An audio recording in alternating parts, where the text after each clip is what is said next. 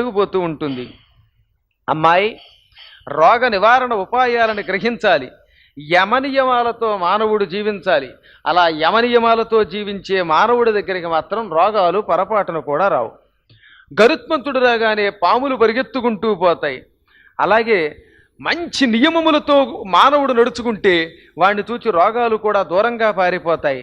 అథవా రోగాలు వచ్చినా పునర్జన్మ లేకుండా పోతుంది వాడికి. అందుకే నియమవంతుడైన మానవుడు ఉత్తముడు అన్నారు.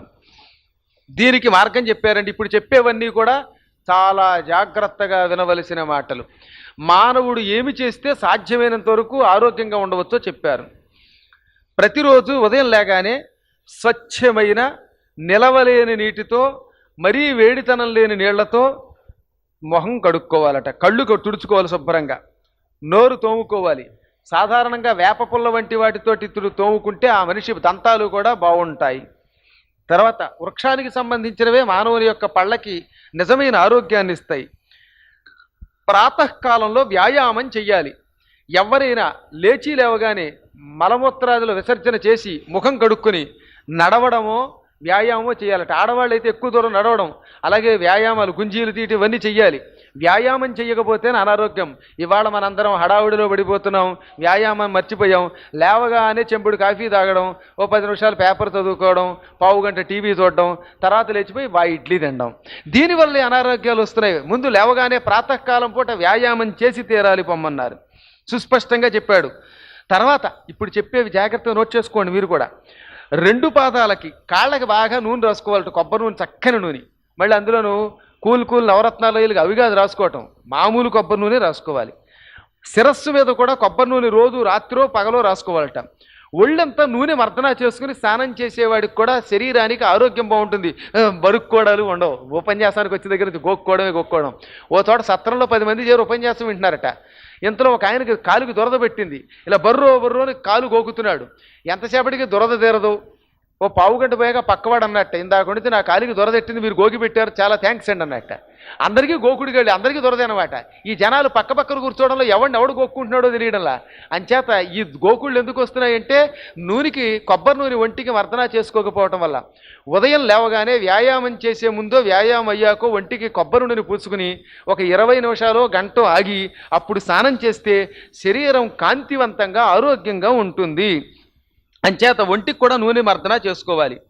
అది కూడా నిలవ ఎక్కువ కాలం ఉండని ఆరోగ్యప్రదమైన కొబ్బరి నూనె అటువంటివి మర్దన చేసుకోవాలి. నువ్వుల నూనె మరీ మంచిదని చెప్పారు. తాజా నువ్వుల నూనె. దీపారాధన కోసం కిందటి ఏడాది కుళ్ళిపోయిన నూనె పక్కన పెట్టి దేవుడు పారిపోతాడు. అందుకే మనం చేసే దీపారాధనకి తాజా నూనె వాడాలి. దేవుడి కోసం దీపారాధన నూనెని ప్రత్యేకంగా అమ్మేవాడికి బుద్ధి లేదు, కొనేవాడికి బుద్ధి లేదని వీడి ఈ నూనెతో దీపారాధన చేస్తే అక్కడ దేవుడు ఉంటట్టండి. ఆ సరస్వతీదేవి అమ్మో అని పారిపోక ఏమవుతుంది. అందుకే ఈ పూజలు చేసేవాడికి సరస్వతీదేవి యొక్క అనుగ్రహం లేకుండా పోతుంది. తాజా నూనె, ఎక్కువ కాలం నిలవ ఉండనటువంటి నూనెతో దీపారాధన చెయ్యాలి. అటువంటి వాటితోటే శరీరానికి మర్దన చేసుకోవాలి. చెవిలో నూనె వేసుకోవాలట. వేసుకుని తర్వాత శుభ్రంగా దాన్ని దూదితో పైపైనలా శుభ్రంగా తుడిచేసుకోవాలి. ఈ ప్రయోగములు జరావ్యాధులను దూరం చేస్తాయి. ముసలితనం రాదు మీకు ఎక్కువ కాలం. తొందరగా ముఖాలు ముడతలు పడవు. ఇప్పుడు నేను చెప్పినవన్నీ చేయండి, వ్యాయామాలు చేయండి, ముఖాలకు ముడతలు పడవు. చెబుతున్నాను, నేనే చేయలేకపోతున్నాను. అంతే చెప్పొచ్చేది ఏంటంటే వ్యాధి, ముసలితనం ఈ రెండూ కూడా దూరం కావాలంటే చెప్పినవి చెయ్యాలి. వసంత ఋతువులో అంటే చైత్రమాసం, వైశాఖ మాసం, ఈ 2 మాసములలో బాగా నడవాలట. భ్రమణం చెయ్యాలి అని చెప్పారు. కనీసం రోజు 2-3 మైళ్ళు నడుస్తూ ఉండాలి వసంత ఋతువులో. తర్వాత కొంచెం అగ్ని సేవన చెయ్యాలట. అంటే గోరువెచ్చని నీళ్లతో స్నానం చేయడమో, వెచ్చని పదార్థాలు తాగడమో, అత్యంతమైన ఉష్ణమైన పదార్థాలు తాగకూడదు. బాగా వేడి నీళ్లు కూడా పోసుకోకూడదు, చాలా డేంజర్ అది. అవన్నీ చెప్పారు ఆయుర్వేదంలో. తర్వాత కొన్ని సందర్భాలలో అవసరాన్ని బట్టి కోరికలను కూడా అదుపులో పెట్టుకుంటూ ఉండాలి. తర్వాత ఎట్టి పరిస్థితుల్లో ఆరోగ్యం కోరుకున్నవాడు, తొందరగా ముసలితనం శరీరానికి రాకూడదనుకున్నవాడు తనకంటే వయస్సులో చిన్న స్త్రీనే పెళ్లి చేసుకోవాలని చెప్పారు. మళ్ళీ చెప్పారు ఇక్కడ వృద్ధత్వం వాళ్ళ దగ్గరికి రమ్మంటే రాదు. ఆ భార్యాభర్తలిద్దరూ ఆరోగ్యంగా ఉండాలంటే భార్య వయస్సు ఎప్పుడు భర్త కంటే చిన్నదిగా ఉండాలి. ఈ రేతస్సు మొదలైనటువంటి వాటిల్లో చాలా విశేషాలు ఉన్నాయిట. అందుకే పరమాత్ముడు ఏరికోరి ఇన్ని నియమాలు పెట్టాడు మానవుడి కోసం. తర్వాత గ్రీష్మ ఋతువులో అంటే ఎట్టి పరిస్థితుల్లోనూ వసంత ఋతువు దాటిన తర్వాత వచ్చే 2 నెలలు, జ్యేష్ఠమాసం, ఆషాఢమాసం, ఈ రెండింటిని గ్రీష్మ ఋతువు అంటారు. ఈ కాలంలో స్నానం సాధ్యమైనంత వరకు నదులలోనో చెరువుల్లోనో చెయ్యాలట. పూర్వం అందుకే ఆషాఢ మాసం ఎందుకు పెట్టారనుకుంటున్నారు మీకు ఈ చాతుర్మాసి దీక్ష? ఇదే కారణం. నదులలోనో కాలువలలోనో స్నానం చేస్తే ఆరోగ్యం పెరుగుతుంది. ఇప్పుడున్న కాలువలు అంటే మొత్తం డ్రైనేజీలు కలిపేశారు, అంచేత ఇంట్లో చెయ్యొచ్చని చెప్పారు. దానికి కూడా బావి నీరు చెయ్యాలి. ఒకవేళ ఇంట్లో నిలవ కాకుండా నీళ్లతో చేసినా పర్వాలా, తాజాగా నీళ్లు తోడుకున్నవి బోరు నీళ్లు చేయవలసి వస్తే వేడివేడిగా వచ్చే బోరు నీళ్లు ఉంటాయి కదా, అలా మోటార్ వేయగానే వచ్చే నీళ్లు తాజాగా ఉంటాయి, ఆ నీళ్లతోటే స్నానం చేయమన్నారు. తర్వాత అరగదీసిన చందనం ఈ 2 నెలల్లో పూసుకోవాలట. మీరు చూడండి, ఈ 2 నెలలు ఉంటాయి ఏవేవి? గ్రీష్మ ఋతువులో వచ్చే జ్యేష్ఠం, ఆషాఢం. ఈ కాలంలో ఒళ్ళంతా చెమట్లు పట్టేయటం, చిటపట్లాడటం చాలా చికాకు. బాగా అరగదీసి గంధం రాసుకోండి, ఒళ్ళు ఎంత హాయిగా ఉంటుందో, చెమట కంపు రాదు, పొక్కులు రావు, ఆరోగ్యానికి బాగుంటుంది. ఈ పని చేయమని చెప్పారు. ఇలాంటి వాళ్ళకు కూడా ముఖం తొందరగా ముడతలు పడదు, ఆరోగ్యం బాగుంటుందిట. తర్వాత పరిశుద్ధమైన వాయువు సేవించాలట. మురికి నీళ్ళ దగ్గరికి వెళ్ళి ఆ వాసన చూడడం, ఇంట్లో నానా గందరగోళం, ఇలాంటి వాయువు కాదు, స్వచ్ఛమైన వాయువు. ఇవాళ ఈ పట్టణాలలో నగరాలలో ఎక్కడ చూసినా కాలుష్యం. ఈ కలుషితమైన వాయువు పీల్చడం వల్లే, మరి ముఖ్యంగా ఈ ఫ్యాక్టరీల నుంచి వచ్చే వాయువు పీల్చడం వల్లే అనారోగ్యం పాలవుతున్నాం. అక్కడ కూడా మనిషి చాలా జాగ్రత్తగా ప్రకృతి దగ్గరికి వెళ్ళాలి. అందుకే వాకింగ్కి వెళ్ళేవాళ్ళు ఆ వాటర్ ట్యాంకుల దగ్గరకో పొలాల దగ్గరకో పోతున్నారు. ఎందుకంటే అక్కడికి వెళ్తే కాస్త పరిశుద్ధమైన వాయువు ఉంటుంది కనుక. మనం సరిగ్గా మరి ముఖ్యంగా మన అగ్రహారంలో డ్రైనేజీలు ఎదురుగుండా కనబడుతుంటే అక్కడికి వెళ్ళి అని పిలుస్తూ ఉంటే పొద్దున్నే డ్రైనేజీ అంత ఏమైపోతుంది? ప్రదక్షిణ చేద్దామంటే అక్కడ నీళ్లు నిల్వ వచ్చేస్తున్నాయి. ఏం చేస్తాం? మన చేతిలో లేదు అది. డ్రైనేజీ వ్యవస్థ అలా తగులడింది వాళ్ళ దేశకాలమైన పరిస్థితులు. అవి సక్రమంగా ఉండాలి. అప్పుడు పరిశుద్ధమైన వాయువు ఉంటే అది పీలిస్తే ఆరోగ్యం వస్తూ ఉంటుంది అని చెప్పారు. ఇంకా వాళ్ళ వద్దరికి జరావస్థ రాదట. ఎవడు గాలి స్వచ్ఛమైనది పీలుస్తాడో వాడికి తొందరగా ముసలితనము రాదు, వాడికి జుట్టు తొందరగా తెల్లబడదు, రంగులు ఖర్చు తగ్గుతుంది వాడికి చక్కగా. వర్ష ఋతువులో వేడి నీళ్ళలో స్నానం చేయమన్నారు. ఎక్కువ వేడి కాకుండా ఒక మాదిరి వేడి నీళ్లతో వర్షాకాలంలో స్నానం చేయాలి. ఎందుకో తెలుసునా? వర్షాకాలంలో నీరంతా బురద బురద వచ్చేస్తుంది. అప్పుడు కాచిన నీరుందే ఆ నీరు కొంతవరకు ఆరోగ్యాన్ని ఇస్తుందిట. అయితే మరీ మరుగుళ్ళ నీరు పనికిరాదట. మరిగే నీరు ఈ ఒంటి మీద ఉండే చర్మ రంధ్రాలను పూడ్చి వికసింపజేసి బాగా బాధ పెడుతుందిట. తద్వారా మనిషి లోపల ఉండే టిష్యూస్, ఈ నాళాలు, నాడీ వ్యవస్థ దెబ్బతినేస్తాయిట. అది ఈనాడే చెప్పాడు. ఈ మధ్యన మొన్న ఓ పేపర్లో కూడా చూశాను, ఎక్కువ వేడినీళ్ళు చేస్తే ఎంత డేంజరో అది ఈ పురాణంలో వివరించి చెప్పాను. తర్వాత వర్షించే జలం తాకూడదట. వర్షాకాలంలో చూరు నీళ్ళని, ఈ నీళ్ళేమో వచ్చేసి చెరువుల్లో నిండిపోతాయి, ఆ మురికి నీళ్లు తాకూడదు. వర్షాకాలంలో సాధ్యమైనంత వరకు బాగా మరగగాచి ఆ కాచిన నీరు వడగట్టి చల్లార్చి తాగమని చెప్పారు. ఇది కూడా ఆరోగ్య సూత్రం. సమయం తప్పకుండా తినాలి, వేళ తప్పక తినాలి. రోజు 8 అంటే 8ంటికి తినాలి, కాదు 10ంటికి అంటే 10ంటికి తినాలి, లేదా మధ్యాహ్నం 1 గంటకి తినేవాడు 1 గంటకే తినాలి.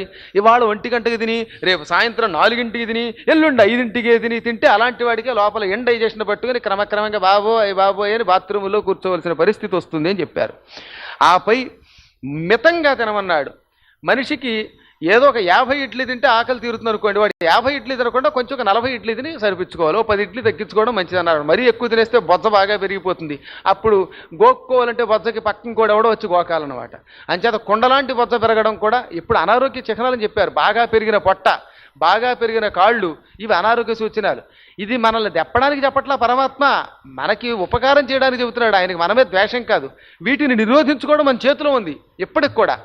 కానీ బాల్యంలో యవ్వనంలో నిరోధించుకున్నట్టుగా వార్ధక్యంలో నిరోధించుకోలేము. కనీసం కొన్ని జాగ్రత్తలు తీసుకుంటామని చెప్పాడనమాట. మనల్ని ఆక్షేపించడానికో ఏడిపించడానికో కాదు, బద్దన్న వాడిని ఆక్షేపించమని చెప్పలా, ఆరోగ్య సూత్రాలు చెప్పాడు ఆయన. ఇంకా ఏం చెప్పాడు? పరిమిత భోజనం చేసిన వాడికి ముసలితనం రాదు, తొందరగా అనారోగ్యం రాదు. హేమంత ఋతువులో, హేమంత ఋతువు అంటే మార్గశిరం పుష్యం, ఈ 2 మాసాలలో ప్రాతకాలంలో లేవాలి. చలికాలం వెచ్చగా ఉంటుందని దుప్పటి కప్పుకొని 8ంటికి లేస్తాం దిక్కుమాలను కూడా, సూర్యోదయం చూడం మనం. అలా కాదు, ఆ కాలంలోనే పెందరాళ్ళే లేవాలి. లేచి చన్నీళ్లతో స్నానం చేస్తే, లేదా కనీసం గోరువెచ్చని నీళ్లతో స్నానం చేస్తే ఆరోగ్యం. శీతకాలంలో ఎక్కువ వేడిగా పోసేసుకుంటాం, చాలా భలే గదగదా ఉంటుందని. గదగదా చలిగా ఉన్నప్పుడు ఏం చేస్తారంటే మరుగుడు నీళ్లు పోసుకుంటారు. అసలు ఆ కాలంలో చన్నీళ్లు చాలా ఆరోగ్యం. కనీసం ఆ చన్నీళ్లు చేయలేని అనారోగ్యవంతులు ఎక్కువ వెచ్చదనం లేకుండా గోరువెచ్చని నీళ్లతో చేయమన్నాడు. తర్వాత వేడిగా ఉండడం కోసం మంట పెట్టుకుని మంట దగ్గర చలిమంట కాచుకున్నవాడు అనారోగ్యం పాలవుతాట. శీతకాలంలో సూర్యుడికి ఎదురుగుండా ఉండడం కూడా చాలా డేంజర్, అది అనారోగ్యమే. అందుకే పూర్వం మన పెద్దవాళ్ళు ఏమనేవారు తెలుసా, శీతాకాలంలో చలేస్తే మనం ఎండలో కాచుకుంటుంటే పైత్యం రాదు, మంచిది కాదురా, చాలా ప్రమాదం అని చెప్పేవారు. అది ఈ మాట ఇక్కడే చెప్పాడు. తర్వాత వేడి వేడి పదార్థాలు భుజించాలట ఆ కాలంలో. చల్లబడిపోయిన జాము దాటిపోయిన పదార్థం తినకూడదు. అన్నం వేడిగా ఉండాలి, కూరలు వేడిగా ఉండాలి, హాట్ బాక్స్లో పెట్టుకోవాలి, వేడి వేడి పూరీ తినాలి, వేడి వేడి గారి తినాలి. తర్వాత అధికంగా ఉండకూడదు మళ్ళీ వేడి. అత్యుష్ణం అతి శీతలం పనికిరావు. డీప్ ఫ్రిడ్జ్లో పెట్టినవి తాగడం చాలా ప్రమాదకరం, గొంతుని శరీరంలో తంతువుల్ని పాడు చేస్తుంది కనుక. వీళ్ళకు కూడా వృద్ధావస్థ తొందరగా రాదు, అనారోగ్యం రాదు. ఇంకా శిశిర ఋతువులో చెప్పారు, అక్కడ ఎదురుగుండా అగ్ని ప్రజ్వలనం చేసుకుని కొంచెం దూరంగా వెచ్చదనాన్ని ఆస్వాదించాలట. అందుకే శిశిర ఋతువులో సాధారణంగా చలిమంటలు వేస్తారు. వేసినప్పుడు దగ్గరగా కాకుండా దూరంగా ఉంటారు వాళ్ళు. దగ్గరగా ఉంటే ఆ వేడి మళ్ళీ రక్తాన్ని విరగ్గొడుతుంది. అందుకని కొంచెం దూరంగా ఆ వెచ్చదనాన్ని ఆస్వాదించాలి. శిశిర ఋతువులో సూర్యుడి యొక్క వేడి పట్టపగలు మాత్రం అంతగా పనికిరాదు, సాయంకాలం పనికొస్తుంది. మళ్ళీ పరిశుభ్రమైన దుస్తులు ధరించాలి, వేడి వేడి పదార్థాలే తినాలి, చల్లవారిన పదార్థాలు పనికిరావు. సాధారణంగా ఆవకాయ మాగాయ లాంటి నిలవ ఉండే పచ్చళ్ళు ఈ శిశిర ఋతువులో ఎక్కువగా సేవనం చేయడం కూడా మంచిది కాదు. వేడి నీళ్లు, ఎక్కువ వెచ్చదనం లేని వేడి నీళ్లు స్నానం చేయమన్నారు. వీరి దగ్గర కూడా ముఖం మీద ముడతలు పడవు, వృద్ధత్వం దగ్గరగా చేరదు. ఇంకా వేడి ఆహారం, పరమాన్నం, నెయ్యి ఇవి గనక శీతకాలంలో సేవిస్తే వాడు కూడా ఎక్కువ కాలం ఆరోగ్యవంతుడిగా ఉంటాడు. ఆకలి కలిగినప్పుడే ఆహారం భుజించాలి. ఎప్పుడైనా ఆకలి లేనప్పుడు అనవసరంగా ఎక్కువ తింటే అది కూడా ఏమన్నారు, అజీర్ణే భోజనం విషం అన్నారు. అజీర్ణం వచ్చినప్పుడు భోజనం చేస్తే అది విషంతో సమానం అవుతుంది. చల్లని స్వచ్ఛమైన నీరు తాగాలి. ఎప్పుడు వీలున్నప్పుడు పచ్చకర్పూరంతో కలిగిన తాంబూల సేవనం చెయ్యాలి. ఒక్కపోటే 24 గంటలు తాంబూలం మళ్ళీ కిళ్ళీలు వేసుకునేవాడికి నోరంతా గారబట్టి దరిద్రుడైపోతాడు, వాడు పళ్ళు పోతాయి, ముక్కిపోతాయి. తాంబూలం చాలా జాగ్రత్తగా వేసుకోవాలి. ప్రతిదినం పగలు పెరుగు, మళ్ళీ ఇక్కడ ఇంకోసారి సూచన చేశాడు, పగలు పెరుగు, రాత్రి పాలు, అప్పుడప్పుడు తాజా వెన్న తినమన్నారు. తాజాగా తీసిన వెన్న మంచిది, ఏడాది క్రితం తీసిన వెన్న కాదు. బెల్లం తినడం కూడా శీతకాలంలో మంచిది, వేడి పుట్టిస్తుంది. రాత్రిలో ఆవు పాలు మరింత మంచిదటండి. గోక్షీరం తాగితే రోజు గోసేవా సమితికి వెళ్ళిపోండి, 1 లీటర్ తెచ్చేసుకోండి. మీకు 1 లీటర్, నాకు 1 లీటర్, 1 లీటర్ శుభ్రంగా తాగి ఆ తాగిన అరగంట తర్వాత పడుకుంటే హాయిగా గాఢంగా నిద్ర పడుతుంది, ఆరోగ్యం పెరుగుతుందిట. తర్వాత సంయమనంతో ఉండాలి. ఏకాదశి ఇలా కొన్ని పర్వదినాలు చెప్పారు. ఆ పర్వదినాలలో స్త్రీ పురుష సంగమం కూడా మనిషి అనారోగ్యానికి మూల కారణమవుతుంది కనుక అటువంటి గ్రహణం వచ్చినప్పుడు ఏకాదశి ఈ తిథులలో పొరపాటును కూడా సంగమాదులు చేయకుండా గడపాలి.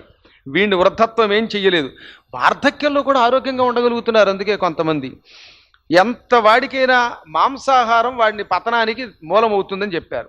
అందుకే అసలు సాధ్యమైనంత వరకు మాంసం జోలికి వెళ్ళొద్దు అని చెబుతారు. అయితే భీష్ముడు కూడా మనకి ఈ ఆనుశాసనిక పర్వం, శాంతి పర్వాలలో అందులో ఏదో ఒక రుచి నాలికని పట్టి పీడించి మానవులకి దాని మీద వ్యామోహం పెంచుతుందిట. మారడం చాలా కష్టం, కానీ విడిచిపెడితే వాడు మహా జాతకుడు అవుతాడు, ఆరోగ్యవంతుడు అవుతాడని చెప్పాడు. తర్వాత 5 దినములు నిలవ ఉన్న పులిసిన పెరుగుని మెంతి మజ్జిగ చేసుకున్నా, ఆ పెరుగు పోసుకున్నా అటువంటి వాడికి అనారోగ్యం వస్తుంది. మీరు మంచులో పెట్టినా సరే 5 రోజులు దాటితే ఆ పెరుగు వాడకూడదని చెప్పారు. జరావస్థ వచ్చి ముసలితనం వాడిని బాగా పట్టేసుకుంటుందిట. హచ్చి హచ్చి అని తెగ తుమ్ముతట్టువాడు, వాడికి లోపల కాండ్రించి ఉమ్మేయవలసిన పరిస్థితి ఎక్కువ వస్తుందిట. ఆక్రమించి రోగాలు వాడిని పట్టుకుంటాయి. ఎవరు రాత్రుల యందు నిత్యం పెరుగు తింటారో, బాగా మేగడ భుజిస్తారో అటువంటి వాళ్ళకి తొందరలో అనారోగ్యం వచ్చి క్షీణించి నశించిపోతారు కులట్టతోటి. అలాగే బయట ఉన్న స్త్రీతో సంగమం చేసేవాడు కూడా వృద్ధావస్థను తొందరగా పొందుతాడు. తర్వాత బయట ఉన్న వాళ్ళు అన్నం వండకూడదని చెప్పాక ఇదివరకు కూడా, అది ఇక్కడ మళ్ళీ చెప్పి, బయట ఉన్న స్త్రీ కనుక అన్నం వండినా ఆ అన్నం ఆవిడ తిన్నా, ఆవిడ చేతితో ఎవరన్నా తిన్నా వీళ్ళు శీఘ్రకాలంలో భయంకర రోగగ్రస్తులు అవుతారు. ఎందుకంటే అది పాపం గనక, పాపమే రోగం గనక. ఆ పాపాలతో ముసలితనం తొందరగా చేరుతుంది. పాపాలకి రోగాలకి అవినాభావ సంబంధం, ఈ రెండింటిని విడదీయడం అసంభవం. పాపేన జాయతే వ్యాధి, పాపేన జాయతే జరా, పాపేన జాయతే దైన్యం, దుఃఖం శోకో భయంకర, తస్మాత్ పాపం మహావైరం దోషబీజమమంగళం భారతే సంతతం సంతో నాచరంతి భయాతురాః.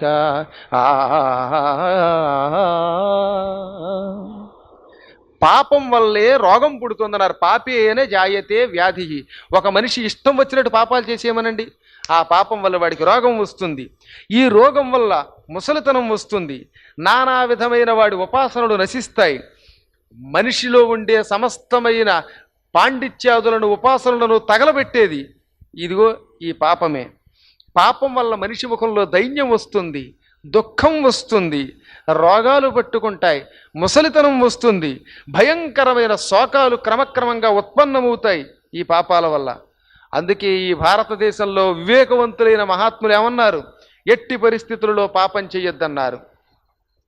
ఏది పాపమో ఏది పుణ్యమో ఎలా తెలుస్తుంది మరి? ఇదిగో ఇలా సమస్తం తెలిసిన గురువుల ముఖతః అది పాపమా పుణ్యమా, ఏది సత్కార్యం, ఏది ఉపాసన, ఏది భయంకరత్వం, అవన్నీ తెలుస్తాయి. అందువల్ల మహాత్ముల ద్వారా అన్ని విషయాలు తెలుసుకుని భయంతో ఏనాడు పాపకర్మములు ఆచరించదు, ఏం చేసినా సత్కర్మాచరణ చేస్తారు. ఈ పాపాలే మహాద్భుతమైన వైరాలను పెంచుతాయి, రోగాలను పెంచుతాయి. పాపాలే దోషాలకి బీజం, అమంగళ కారకం పాపాలంటే. స్వధర్మాచరణంలో ఉండాలి, అలాంటి వాళ్ళకు కూడా అనారోగ్యం రాదు. భగవంతుడి మంత్రదీక్ష వహించిన వాళ్ళకి అనారోగ్యం వచ్చినా రాబోయే కాలాల్లో మహత్తరమైన యోగ జాతకం పుడుతుందిట. ఎట్టి పరిస్థితుల్లో భగవత్ సంబంధమైన మంత్రదీక్ష వహించిన వాడికి ఏ కష్టం ఏమీ చెయ్యదన్నారు. మానవుడికి అన్నిటికంటే ఉత్తమమైన మార్గం ఏమిటి? మంత్రదీక్ష వహించడం.